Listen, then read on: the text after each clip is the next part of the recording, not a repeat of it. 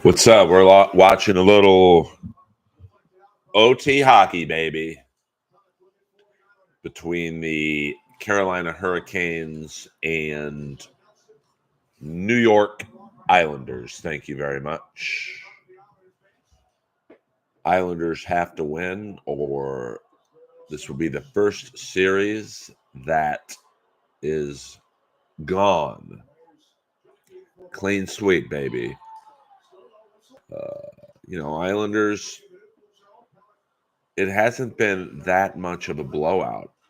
They were up 3-0 one game. They lost.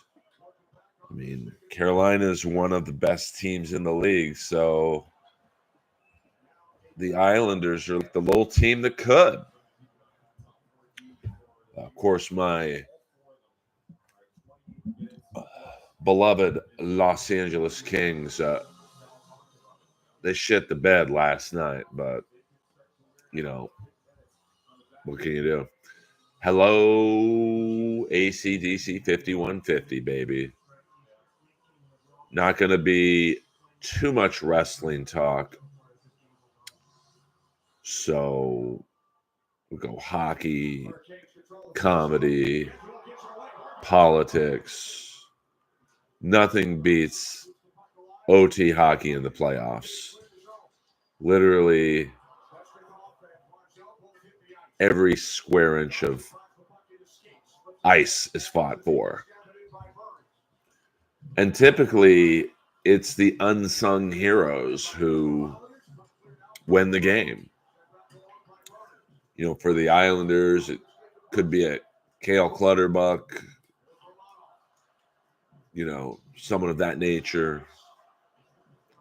Of course, my guy, Matt Martin, is injured at the moment.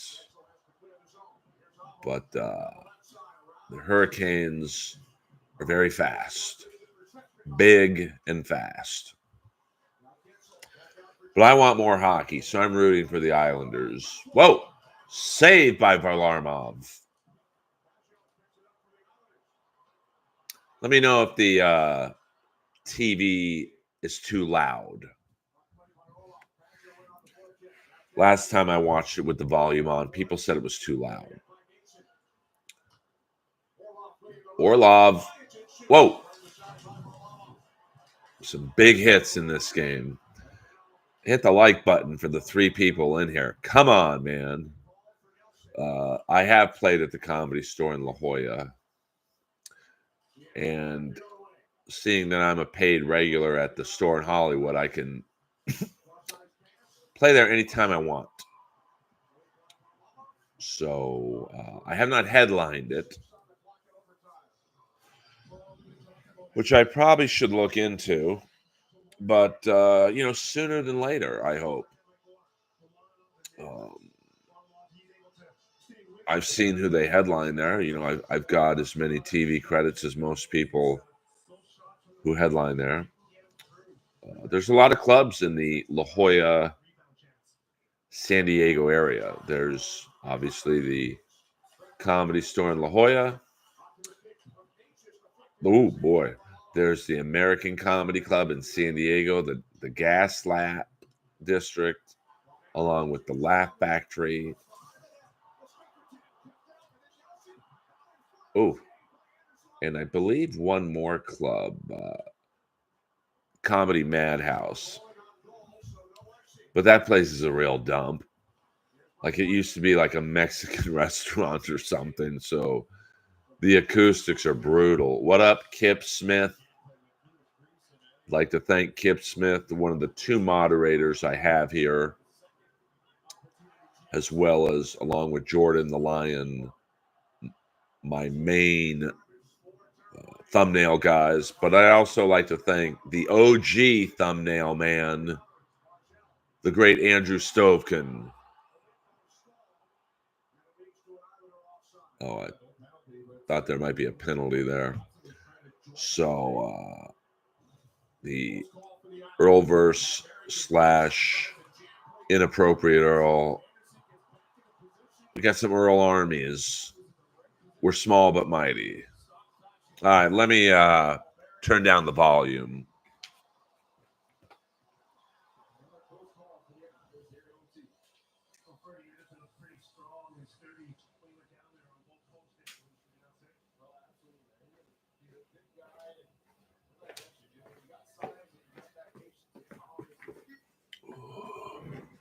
There is a speaker right there. So now I can barely hear it, but should be better. See, I care about my fans, all 6 of you. I'm the little stream that could. No problem. Thank you for listening. Thank you to Kip Smith for the photos and the moderation. Gina Babina as a moderator. I don't block anyone in here. And even though we are a Dabbleverse free podcast in terms of me bringing it up, if you guys bring it up, I'll talk about it. Yes, I love when there's 4 playoff series or in the first round, there's basically 4 playoff series every day.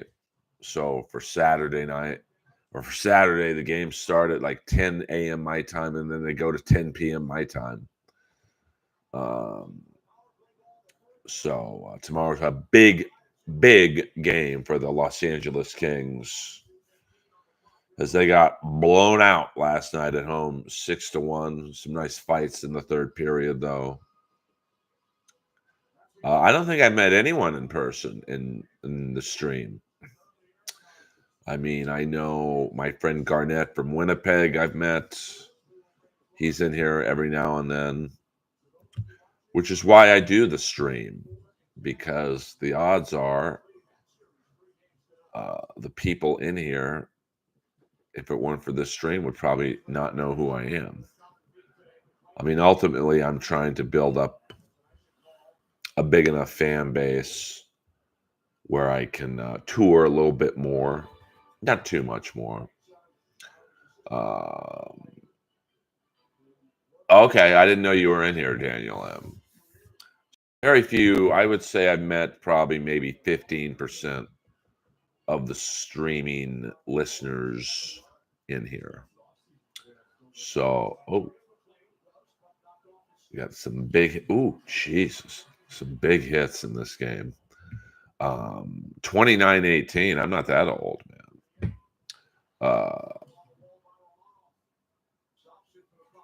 There's so much tension in OT and hockey.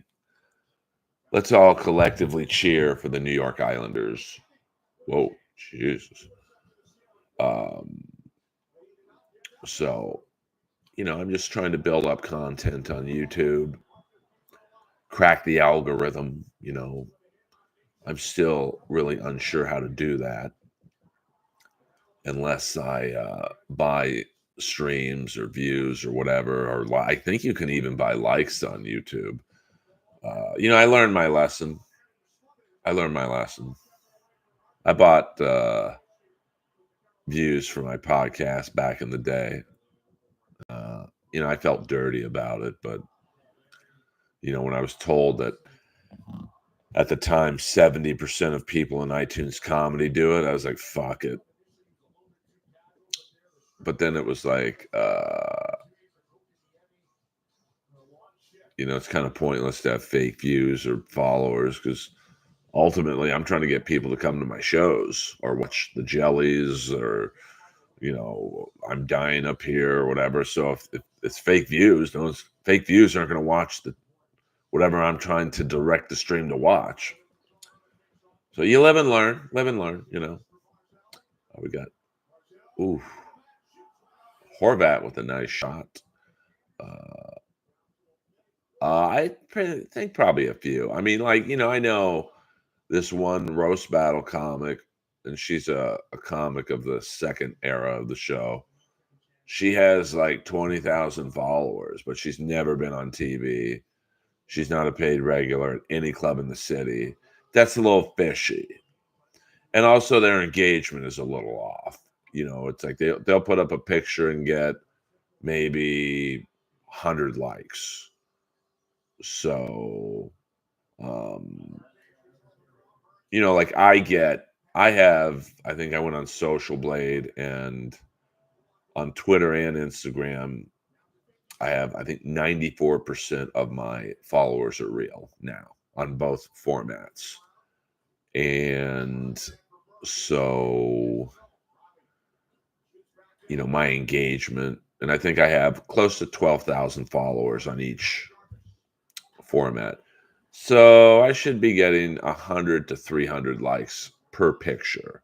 And that's what I get. Well, no, she's not. And she doesn't do OnlyFans to my knowledge. But it's just weird how someone with virtually no social presence outside of Roast Battle, um, no TV credits at all. I mean, not one, has 20,000 followers. So I would suspect she buys them, or at least did. So, my little scrum here. The end of we're going to double OT, baby. It's funny now because both teams are trying to get the other to take a penalty, so they're doing the face wash. Yeah, I mean, I hate social media, to be honest with you. I'm basically going, look at me, please follow me, watch my video, please. Subscribe to my Patreon, please. I just want to be funny, but that's not really the business. Yes, please remind Joe Rogan that I should be on the podcast. He just needs a reminder, and then I'll get it. That would help me a lot because I know the interview would be good. I mean, Joe's a really good interviewer, and I'm a great guest because I have a lot of stories. And my stand-up path is not the typical one of starting out as a struggling comic and growing. Some dirty language getting picked up.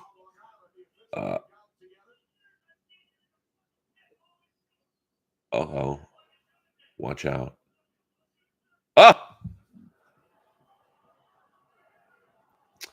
Interesting. You just heard Matt Pellick of the Islanders call someone from the Hurricanes a fucking pussy. And the announcers were like, Teddy, if you were 60 and a 20-year-old was into you, would you date her? I mean, when I was 46, I dated a 19-year-old, and it ended in a disaster for me. I probably wouldn't. Is it illegal? No, obviously not. In your scenario, she's 2 years over the legal limit, but like in my situation, I really liked the girl, in my case, so I saw nothing wrong with the age difference, but it really depends. It's a case by case basis, I think. Primarily every girl I date is going to be younger than me. So, like in the Anthony Kiedis situation, I can't say he's wrong for doing it. I mean, 41-year age difference is, it's, I mean, when he was 20, she was minus 21. I mean, that really puts it into perspective. But I can't say I wouldn't, but given my past experiences on dating, at least the last 15 years, much younger women than I am, I probably wouldn't. But I'm around a lot of young girls. Like, the Comedy Store, I'm playing in the main room. Probably half the females in the room are under 30, and I'm 55. So, I mean, I had a girl once come up to me. I would guess she's in her late 20s, and I think she was with her boyfriend. And she was like, "You have it, and I want it." And she got it. Hello. Yeah, I mean, absolutely, Sour Milk and Daniel M. I just need to get on the bigger podcast now. So, well, I mean, there's nothing wrong with it, but like I said, um, the real question is, how will it end? No, I don't know Anthony Kiedis, but he's old school. His dad was old school. His dad used to sell drugs out of the rainbow. So this girl's, I do the joke when it's a really young crowd. You guys like Billie Eilish. I like Billy Idol. Uh, you gotta, I don't know, man. It's tough. But in my case, the girl I was dating, she was such a tortured soul that I never felt like I was dating a 19-year-old. Like she had the vibe of a 50-year-old because she'd been fucking abused so much. But uh, what up, AJ, Ted E, and Drunken Donuts.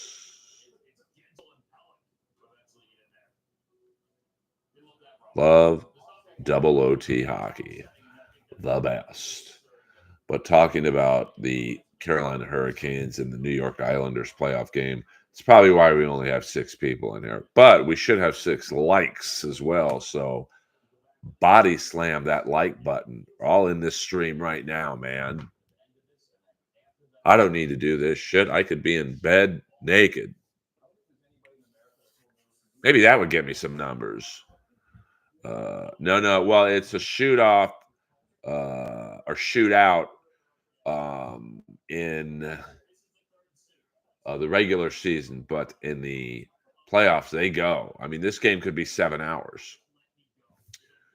I mean, I think the longest overtime game I've ever watched on television was the New York Islanders, ironically enough, against the Washington Capitals.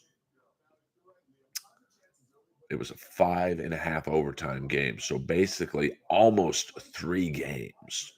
Eagles drafted Jeremiah Trotter back in 1998. They drafted his son. Oh, cool. I'm a Steeler guy. So, we had a decent draft. I'm not sure. Let me look and see who we picked up today. I know our first 2 picks were offensive linemen, 2 giant offensive linemen. Let's see. Steelers draft. Let's see what the Pittsburgh Steelers do. All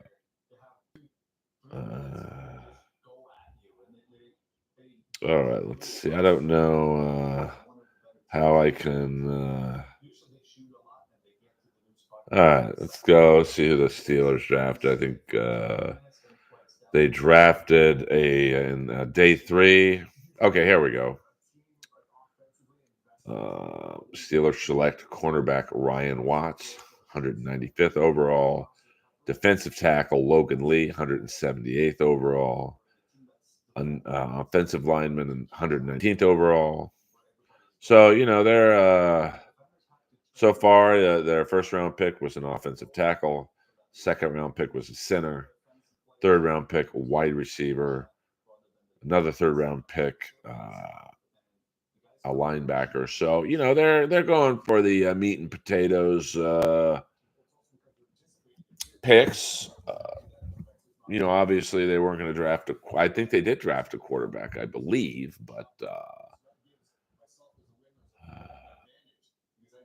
no, that would be funny. Like I've always thought in the NFL, like of course you're taking up a roster spot for just one thing, but like Satnam Singh, who's in AEW, is like a legit 7'4". So if he put his hands up in the air, excuse me, they probably would like reach 9 feet. So why not just on kickoffs, or not kickoffs, field goals and extra points? Just have him stand over the defensive tackle like this. He'd block every fucking kick. 1-0 Tampa Bay. I'm watching the Hurricanes game. So Tampa Bay, I think Sergachev is playing. That's crazy. given, yeah, I mean, the Steelers, Joey Porter's the real deal. Because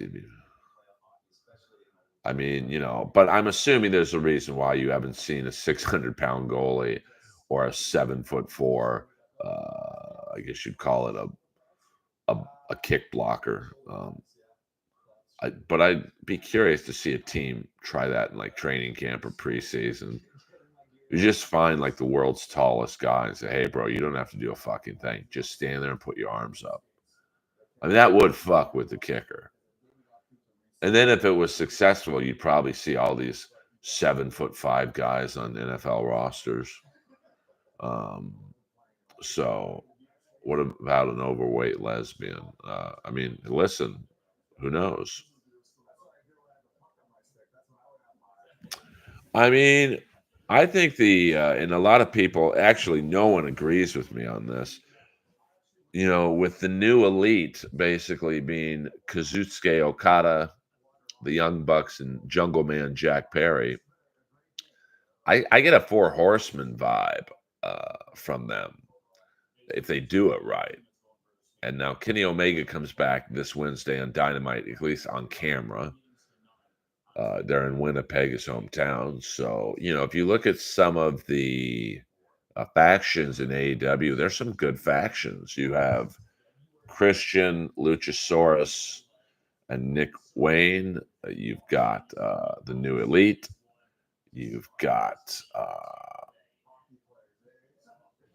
you could have Kenny Omega, Kota Ibushi, and maybe one more. And then who else? You've got, I'm drawing a blank, but there are one or two more. You've got the Guns and Jay White. You've got FTR, and they don't really have a third, but like could, so there's some interesting. You got United Empire with Osprey, Kyle Fletcher, and Mark Davis if he's back from being injured. You've got Don Callis family. So you've got Blackpool Combat Club. So there are a lot of, Shane Taylor promotions, but they would be the job faction, So there are some, and of course you've got Jay Lethal, Jeff Jarrett, and I guess you'd say Satnam Singh, and you got the Acclaimed. So yeah, I mean that looked like in the Tampa game that looked like it could have been a penalty shot. I mean Hook, yeah, but Hook would be buried in WWE. They like the big boys. I mean, look at LA Knight. They've jobbed him out now, and he's great. I mean, I've seen him at the Comedy Store. He's fucking jacked.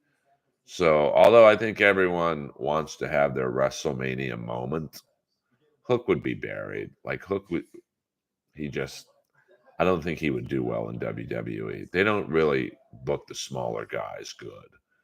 So AEW might suck right now, but it's probably best for him. I mean, I wouldn't mind seeing a faction with Hook and a few other people and Taz be the mouthpiece. So I'm just hoping they do. Well, that's the problem, Ted, with AEW is and it's the problem, and it's the selling point of AEW. It's almost like TNA where, you wrestle maybe twice a week. So you're not really sharp. And, if you're wrestling on Dynamite, you're probably not going to be wrestling on Rampage because that's the B show. And then, all right, now we got the Tampa game on. They're switching back. I mean, if you're on Dynamite, you might wrestle on Collision, but that's still only 2 times a week. WWE, they're doing house shows. You're wrestling 3 to 4 times a week, if not more. Finally, Drunken Donuts, you're asking some good questions. I mean, I'm more attracted to Laura Boebert, but I'm a booby guy, so. But it's not like AOC's flat chested. You know what I'm saying? By the way, hit the mother effing like button, please. This is the Earlverse. We do like hour streams here. And, we don't panhandle for money here. I don't stream snipe other shows. I don't roast other shows. I'm sure my numbers would be a lot better if I did, but I'm in a happy place in my life, so I'll do my own plugs. I'm very easy to follow, kids. I'm literally just at Earl Skakel everywhere. Discount code for Hackamania if you are going to Las Vegas at the end of May is Earl.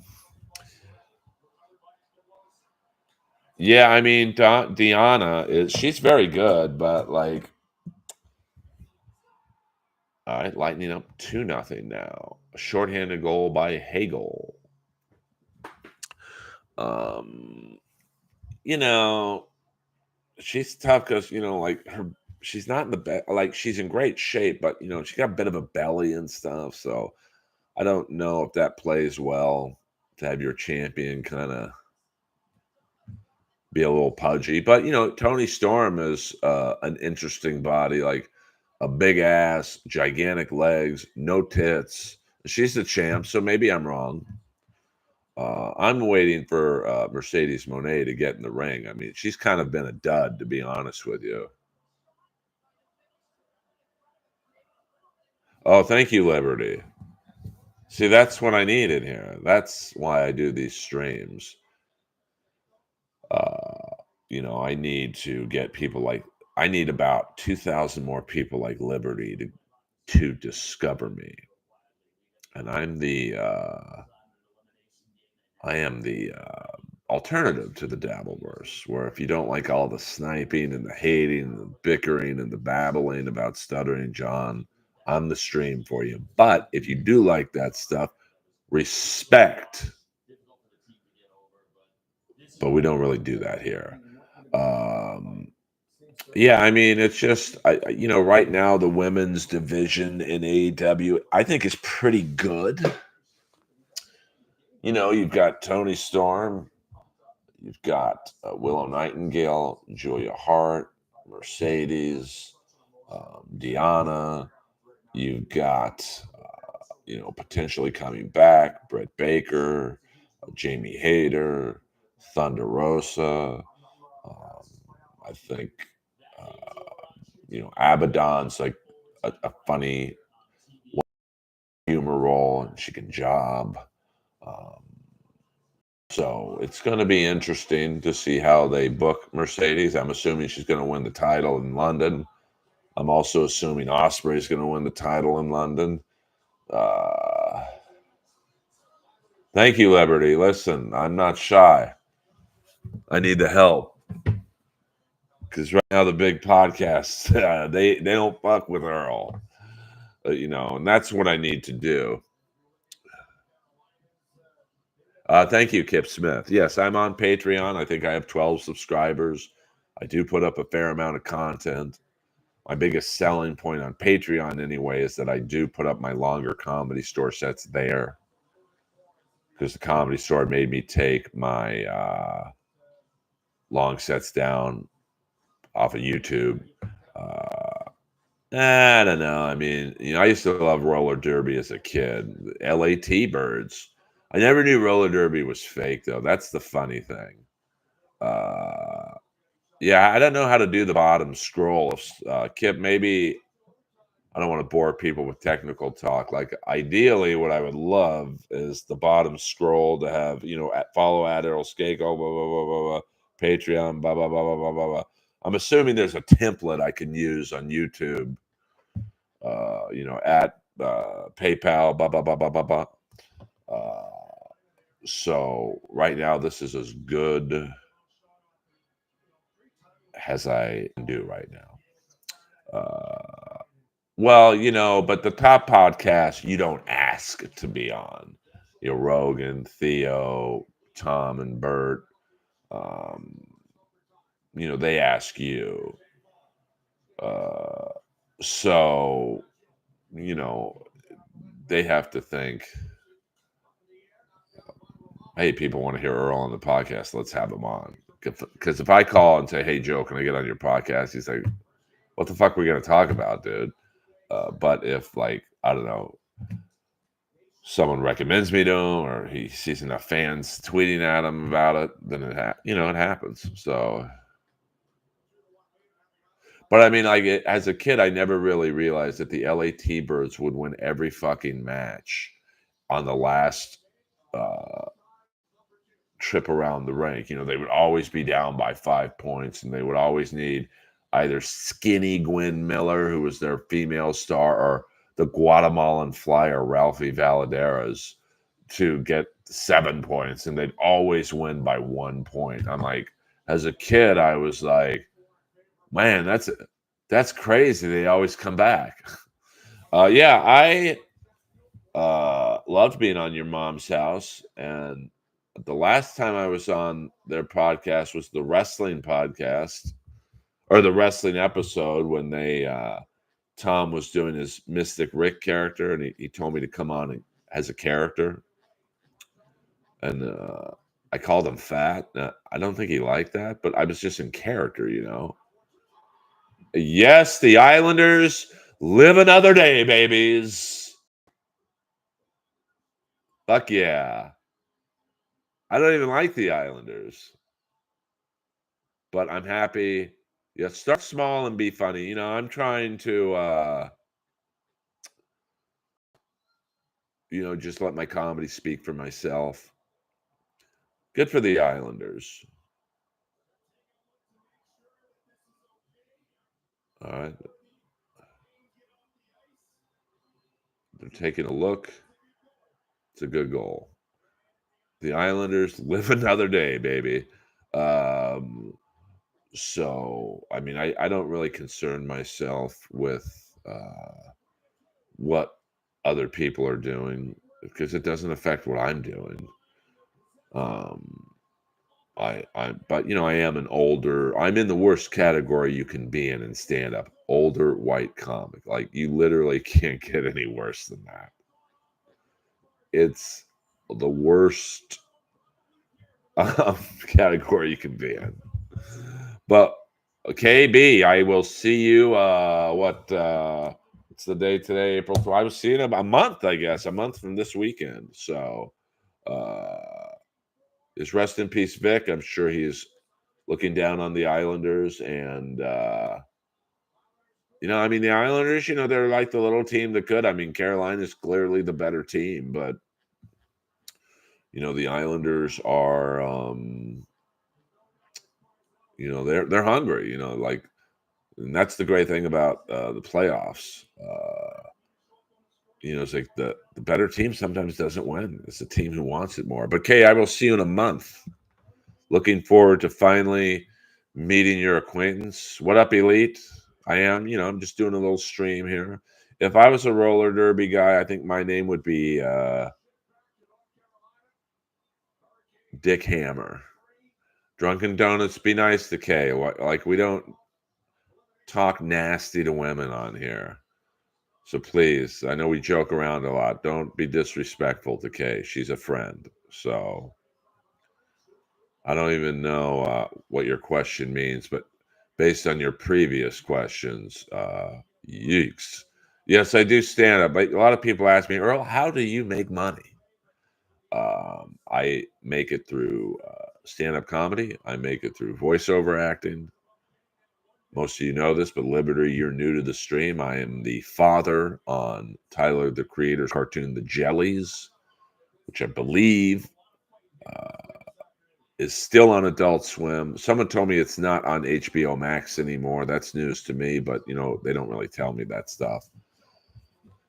And the Cartoon Network, I believe, I don't know if the Cartoon Network and Adult Swim are the same. Yeah, but that's disrespectful, dude, to ask a woman on a stream. Just please, dude. I know we joke around a lot, but don't be creepy to the women in the chat. There's only one woman in here, to be frank. Unless I have X in here trolling on a male name. So, Richard Hammer.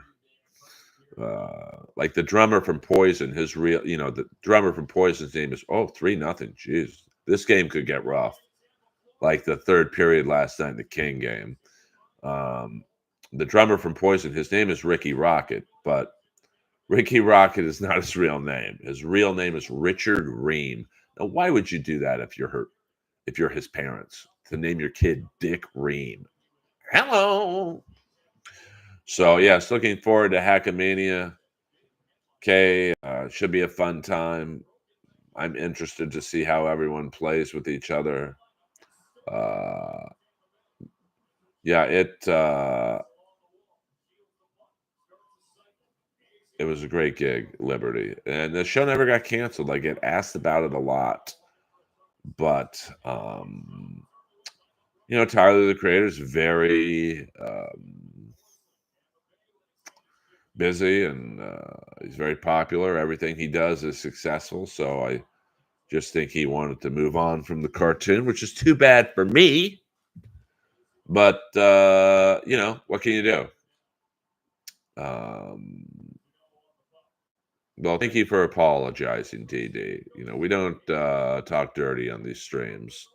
Um, Dick Trickles, yeah. I mean, that's my favorite bumper sticker I ever have seen is NASCAR makes my dick trickle. Like, out of control. I might have to bring that joke back. I did a joke on that. Jack Me Off. Is he, what does he do? Is he in the F1 circuit? That would be funny. I like to, whoa. This game's getting a little rough. Richard Head. I used to, when I went to nightclubs, have fake names. And if I was with my buddy, I would tell girls, my name is Michael Fitzpatrick, and this is my friend, Patrick Fitzmichael. But that's back in my wolfing around days. At Hackamania, I will be Earl Skakel. And I think there should be some women there. I mean, it will be dude heavy. If you look at most Dabbleverse or Dabbleverse related get-togethers, primarily dudes. So, yes, I remember Porky's when they paged Mike Hunt over the PA system at the diner. A classic 1980s scene. For those of you in Los Angeles right now, I will not be at the Comedy Store tonight. I get a rare weekend off. So, hey, we got 7 listeners, 7 likes. We're feeling lucky tonight. Do you know of Doug and XL? I don't, Liberty. I do not know. But they probably don't know of me, to be honest with you. So, it all works out. I always say that when I say I don't know someone, it's not like I'm saying, well, they should know who I am. But how is John Cena doing a voiceover in a Honda commercial? That should have been me, man. That mother effer don't need no money, honey. 3-0 in the first period with 1 minute and 29 seconds left. 3-0 Tampa Bay Lightning down 3-0 in the series. So they better get their act together because Florida's the real deal. I know a lot of people probably go, how are there 2 hockey teams in the NHL playoffs from the state of Florida from the 305 baby doll? Well, actually, Tampa's not 305. I don't know what the Tampa zip is or area code. But, don't count Florida out, though. The odds of Vasilevsky letting in 4 or 5 goals is pretty slim. But Bobrovsky, he was due for a bad game. But I got to be honest with you. I don't think many of these goals have been bad. So, I mean, Tampa's hungry, This is their probably last kick of the can with this group. You've got Stamkos, a free agent at the end of this year. That'll be interesting to see if he stays. And, it's going to be interesting. there's a lot of good free agents this year. I love Porky's. I was in discussions to talk over Zoom with the great actor Tony Gagnos, aka Meat Anthony Tuparello from Porky's, but he passed away recently. So I don't think he was a big Zoom guy. He's like, I don't really want to do it, but since you're a fan, I'll do it. And then I stopped asking him because if he didn't want to do it, it probably wouldn't have been a great interview. But I do draw people into good interviews. So, but there's, I think, 364 episodes of my podcast, Inappropriate Earl, which NHL fan base has the most massive milkers?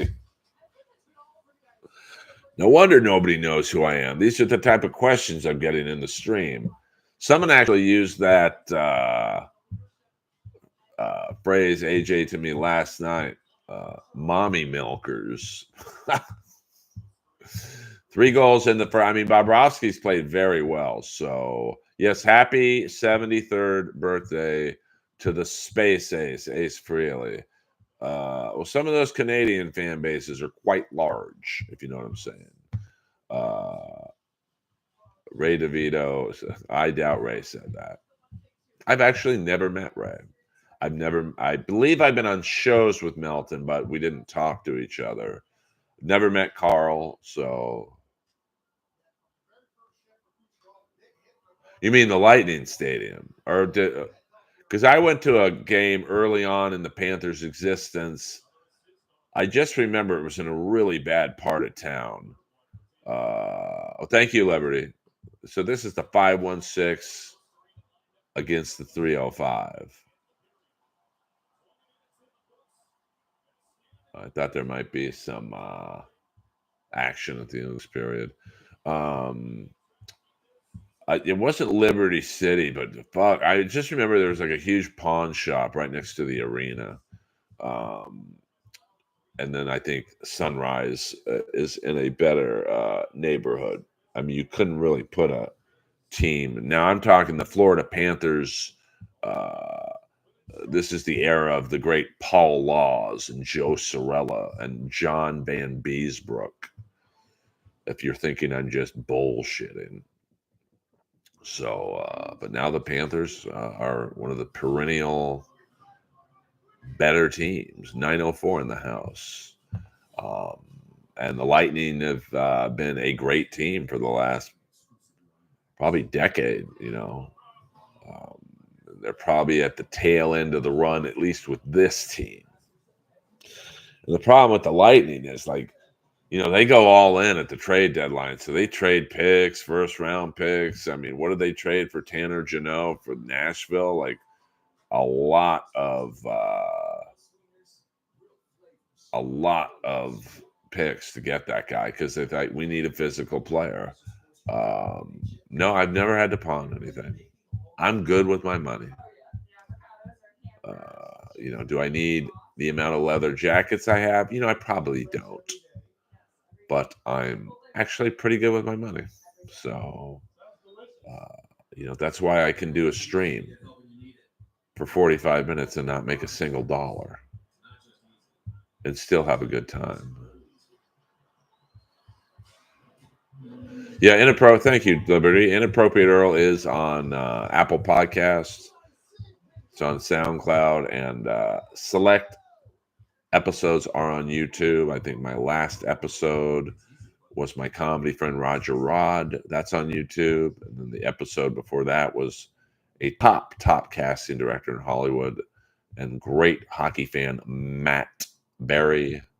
I've also had, I think before that, the hockey player from the Vancouver Canucks, Washington Capitals, Aaron Volpatti, who wrote a fascinating book called Fighter about his journey into the NHL. So most of my future Inappropriate Earl episodes will also be on YouTube, Zoom. Now that I'm pretty good at doing Zoom, I have a trench coat leather jacket made by John Barbados. It's the Led Zeppelin edition. No, I'm sorry, not Led Zeppelin. David Bowie edition. I have DJ, but my vision is so bad. If I did that, I couldn't read. If someone super chatted me, I couldn't even read it. Like this is my phone right here. You know, there. So like, that's my dog Lois. So I would, yeah, I probably would. I mean, I watch this one channel, and I would love to. Uh,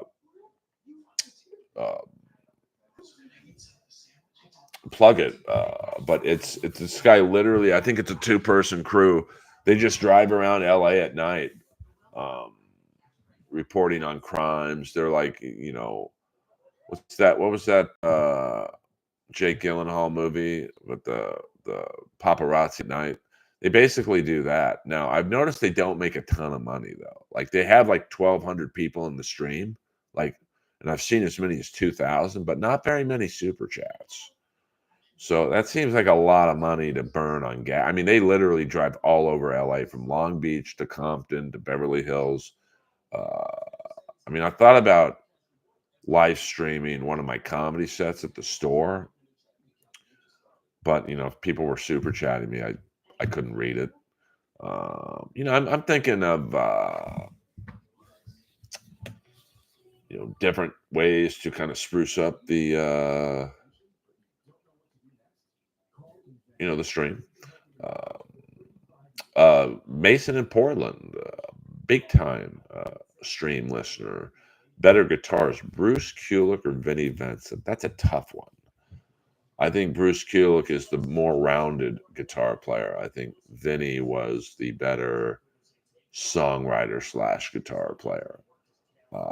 But I also think that Bruce is a much better company man. Like Vinnie, I believe after the initial success of Lick It Up, the album and the song was like, hey, man, I just saved your guy's fucking career. I want to be a member. I'm not just some hired schlub. And Gene and Paul were like, fuck off, like 2 or 3 times. But that's on Vinny because he also got kicked out of the Vinnie Vincent Invasion. Whereas Bruce Kulick shows up after Mark St. John. And by the way, a great Kiss live album on Spotify is Off the Soundboard, live from Poughkeepsie, the only known recording of Mark St. John live with Kiss. Mark St. John, of course, was the guitar player on the album Animalize. Um, but I think Vinny was what Kiss needed in the early '80s. I believe Vinny played on a few songs on Creatures of the Night, and then all of Lick It Up, and then I believe like 5 of the songs that ended up on the first Vinnie Vincent Invasion album were demos he wrote for basically what became Animalize.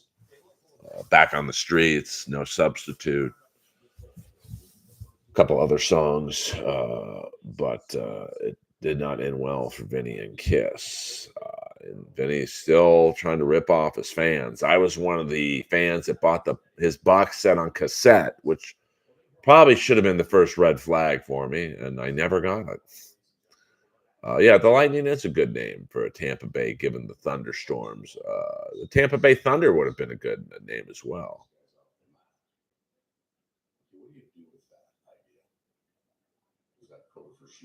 Don't worry about it, Liberty. I don't do the streams for money.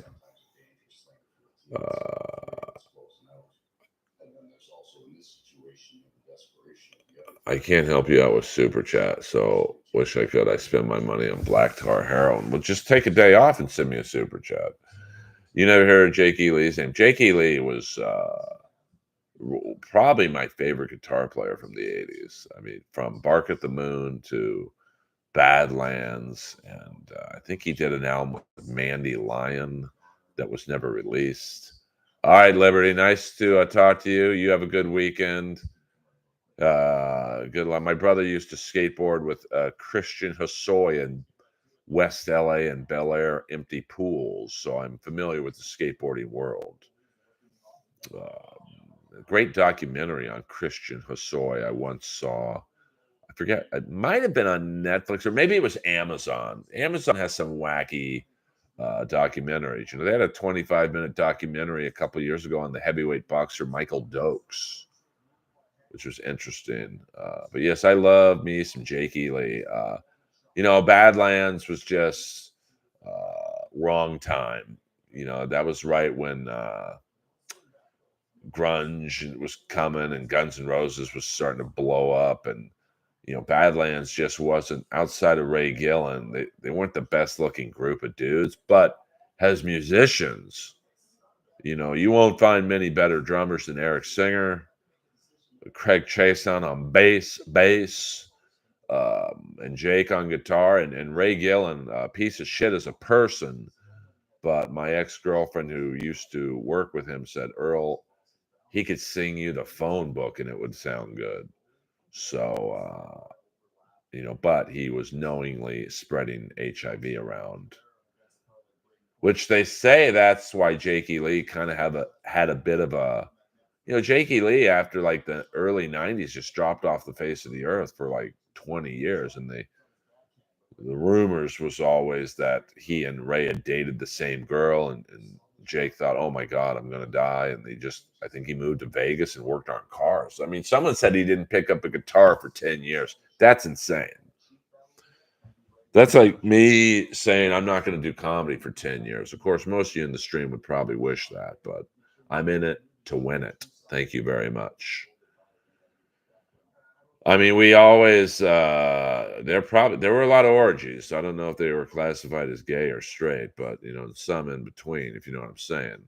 Um, I mean, I would say if I had to do a top 10 or top 5 guitar players of the 80s, late 70s, 80s, I would definitely say Van Halen, Randy Rhoads, Jakey Lee. I mean, there's so many. I mean, Slash is up there in terms of influence. You know, Ace Frehley. I guess he would be more a '70s guitar player. Tom Schatz from Boston. You never really hear. How many of those Boston songs have great guitar riffs? Of course, you know, the double attack of KK Downing and Glenn Tipton from Judas Priest. Um, you know, I think. I mean, who else? I mean, I'm trying to. I mean, Warren D. Martini is the guy you never really hear mentioned in terms of great players or whatever. But you know, my friend was on a Zappa tribute show in Beverly Hills, and they came home and called me and said, "Hey, do you know this guy D. Martini?" I'm like, "The guy from Rat?" Yeah, he just. I was on a benefit show with him, and I didn't know who he was, but he was probably the best musician there. So yeah, I mean, there's Vi, there's Satriani, there's I mean, you could really Kenny Wayne Shepherd if you like country music. Um, you know, like Eric Johnson. I mean, so many great guitar players. So the Yngwie Malmsteen if you like the speed metal shit. Uh, Dave Mustaine. You know, Kerry King if you like the real heavy stuff. You know, I mean, Phil Campbell from Motorhead. You know, you never really hear his name mentioned, but like for that style of music, you know, I mean, there's literally, you know, Paul Gilbert, Red Beach, you know, from, I mean, Red Beach, you never really hear his name. Vivian Campbell, I was listening to those early Dio records with Vivian Campbell. You're not going to find too many guys better than him. I mean, go watch any of those Dio 84 shows with Vivian Campbell. Man, he's fucking ripping. Um, I mean, there's so many great, you know, guitar players from that era. Yeah, I mean David Gilmour. I mean, now we're getting into like Elliot Easton from the Cars. Am I saying he's the greatest guitar player of all time? Not really, but you know, he's up there. Like even Slash mentioned him as an influence. And you know, obviously Keith Richards, but I don't know if he's considered an '80s guitar player. I think me and Kip are like speaking primarily '80s guys. Trying to think who else. I mean, I can't really think of anyone else, but there's, George Lynch is a great, great 80s guitar player. I mean, you can get into,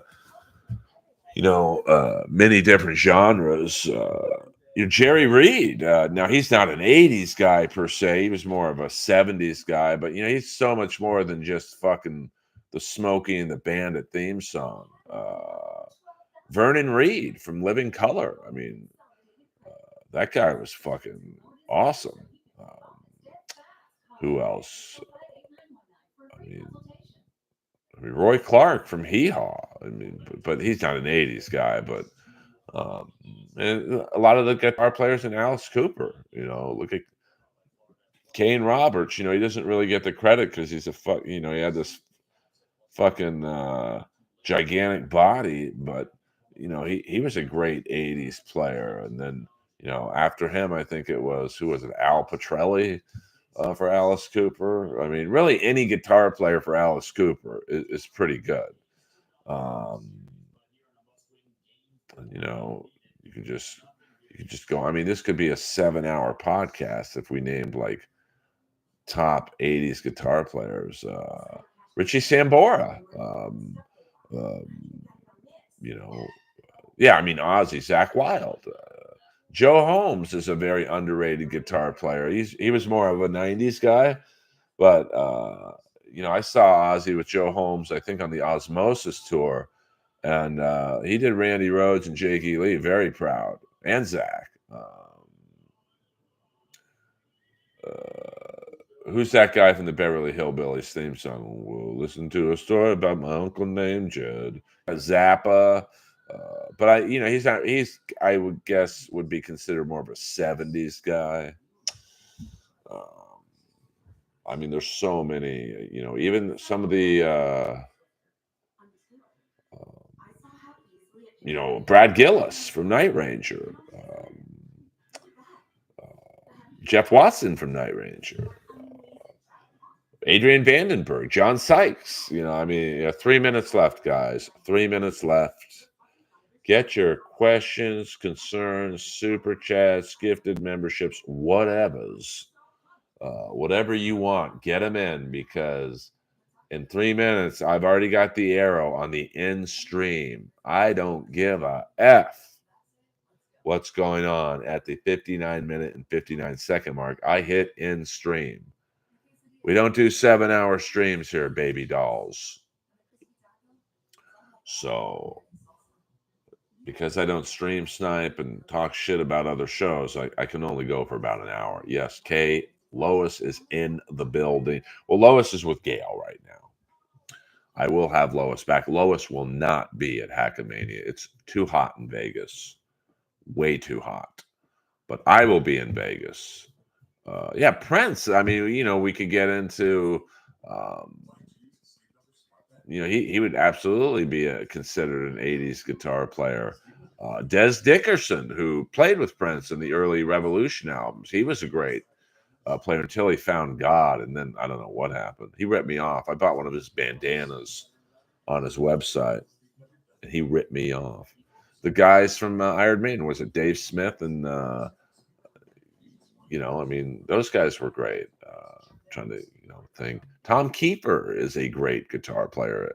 I don't know if he would necessarily be considered a lead guitar player. Robin Crosby was. He was more of a rhythm guitar player, kind of cucking to Warren DeMartini, but some of those early Rat leads were his.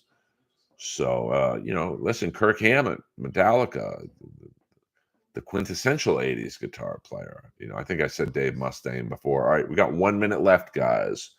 George Benson, he had that one song I loved, Give Me the Night. There's lots of loving in the air. There's lots of music in the air. So give me the night. Ooh, ooh, ooh.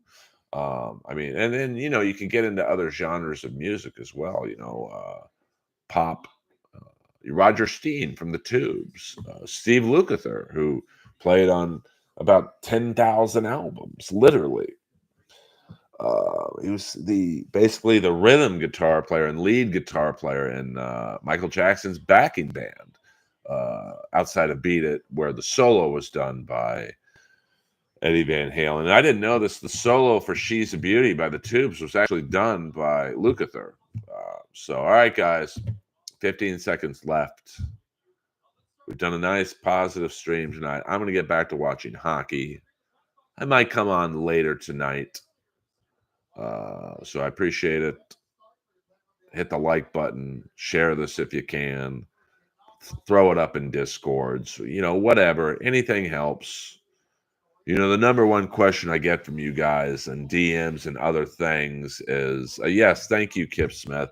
Earl, I can't super chat you. How else can I help you? You can share this. You can put it in Discords or Reddit. You can hit the like button. You can hit the subscribe button. There's many things you can do to help a stream, not just me, but anyone. So, I realize I'm late to the monetized streaming game. There's probably 10 to 12 people ahead of me in that game, but, there's our you can tweet links. You could tweet at other podcasts you want me to be on, but don't make it obvious. Or you can do nothing and just watch the, commenting in the chat helps. So Earl Skakel, over and out.